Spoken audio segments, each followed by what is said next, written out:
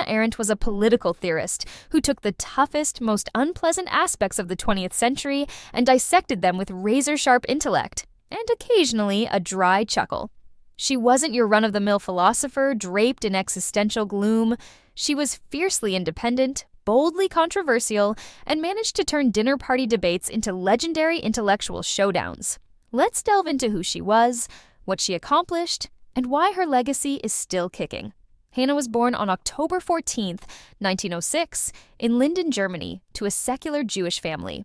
Her parents, Paul Arendt and Martha Arendt, were progressive and intellectually inclined, setting the foundation for Hannah's brilliant mind. Paul Arendt. Her father was an engineer who suffered from syphilis, an illness that tragically took his life when Hannah was only 7. Despite his early death, Paul's passion for ideas and progressive values left a lasting impression on his daughter. Martha Arendt.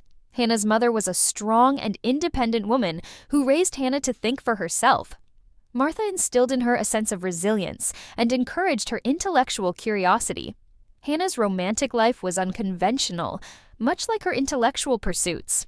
At the University of Marburg, she studied under philosopher Martin Heidegger, who quickly became both her mentor and lover.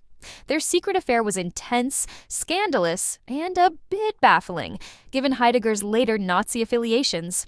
After their affair ended, Arendt moved on to study under other big-name thinkers like Karl Jaspers, whom she respected deeply. By the time she earned her doctorate in philosophy at just 22, Arendt was already making waves in the academic world. In the 1930s, as the Nazi regime gained power, Arendt's Jewish heritage made her a target. After being briefly arrested for her anti-Nazi work, she fled to Paris. There, she met Heinrich Blücher, a poet and political thinker with radical leftist leanings. The two married in 1940, and when World War II made Europe too dangerous, they escaped to the United States.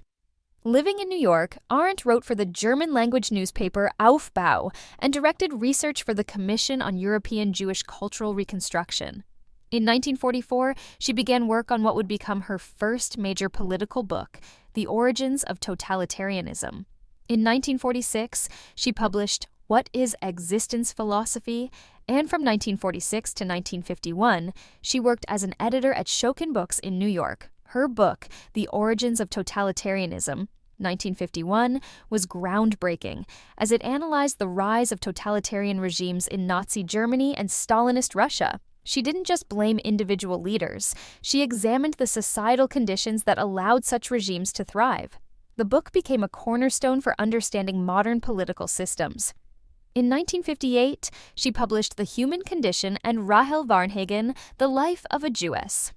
In 1959, she published Reflections on Little Rock, her controversial consideration of the emergent Black civil rights movement. In 1961, she published Between Past and Future. Perhaps Arendt's most controversial work was her 1963 report on the trial of Adolf Eichmann, a Nazi officer responsible for organizing the logistics of the Holocaust. In her book Eichmann in Jerusalem, Arendt coined the term the banality of evil to describe how ordinary people could commit horrific acts simply by following orders. Arendt was fiercely independent, intellectually fearless, and unapologetically herself.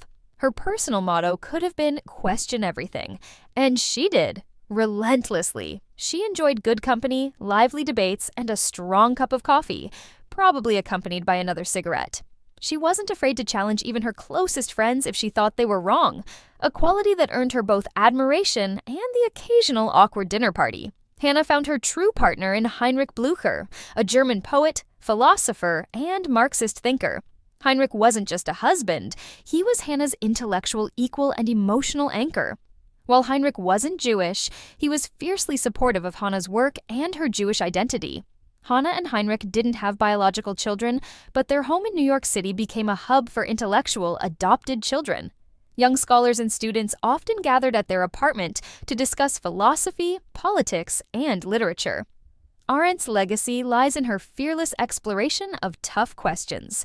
She tackled the dark side of modernity, totalitarianism, the dangers of conformity, and the erosion of personal responsibility with clarity and courage. Her concept of the banality of evil remains a chilling reminder of how ordinary people can commit extraordinary atrocities. In a world where political complacency often reigns, Arendt's insistence on thoughtfulness and moral action feels more urgent than ever. Hannah Arendt passed away on December 4th, 1975, but her ideas have only grown more influential.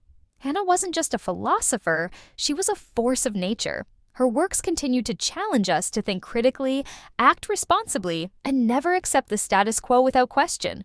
She believed in the power of ideas to change the world, and she lived that belief every day. And if you ever find yourself in a heated political argument, remember this: Arendt would have loved it